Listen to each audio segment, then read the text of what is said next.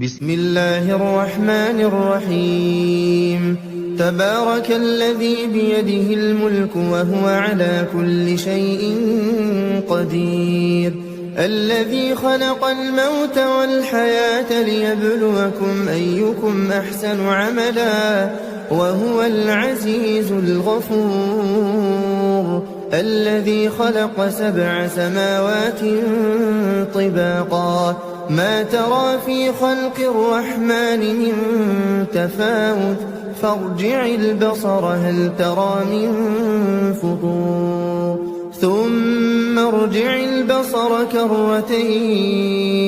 ينقلب إليك البصر خاسئا وهو حسير ولقد زينا السماء الدنيا بمصابيح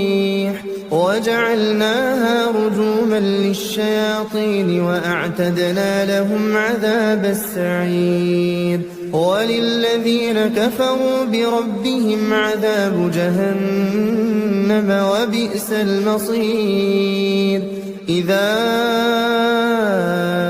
ألقوا فيها سمعوا لها شهيقا وهي تفور تكاد تميز من الغيظ كلما ألقي فيها فوج سألهم خزنتها ألم يأتكم نذير قالوا بلى قد جاءنا نذير فكذبنا وقلنا ما نزل الله من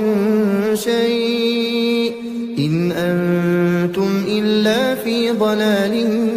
كبير وقالوا لو كنا نسمع أو نعقل ما كنا في أصحاب السعير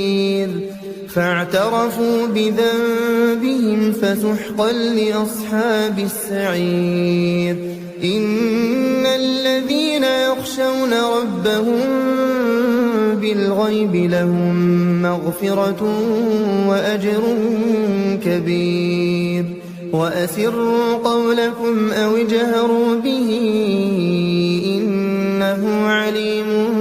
بذات الصدور ألا يعلم من خلق وهو اللطيف الخبير هو الذي جعل لكم الأرض ذلولا فامشوا في مناكبها وكلوا من رزقه وإليه النشور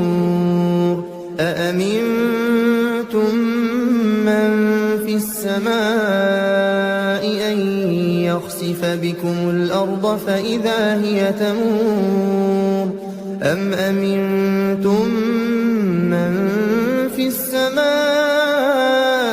أن يرسل عليكم حاصبا فستعلمون كيف نذير ولقد كذب الذين من قبلهم فكيف كان نكير أولم يروا إلى الطير فوقهم صافات ويقبضن ما يمسكهن إلا الرحمن إنه بكل شيء بصير أمن هذا الذي هو جند لكم ينصركم من دون الرحمن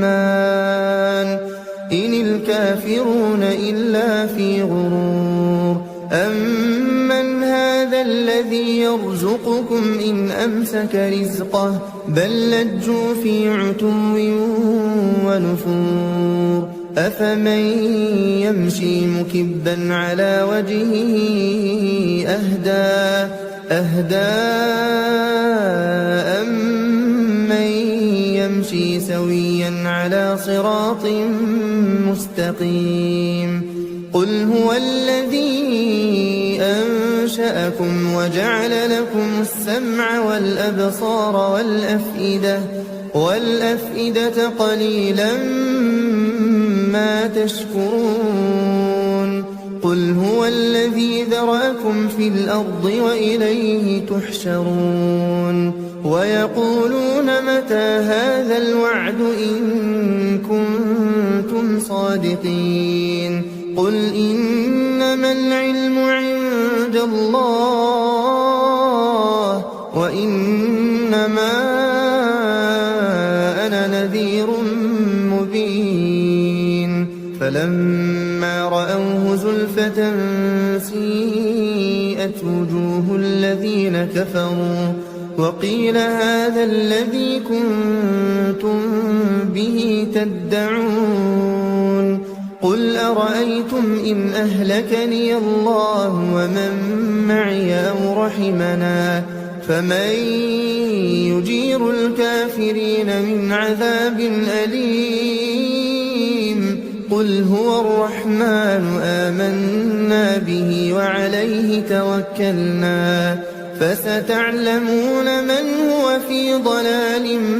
مبين قل أرأيتم إن أصبح ماؤكم غورا فمن يأتيكم بماء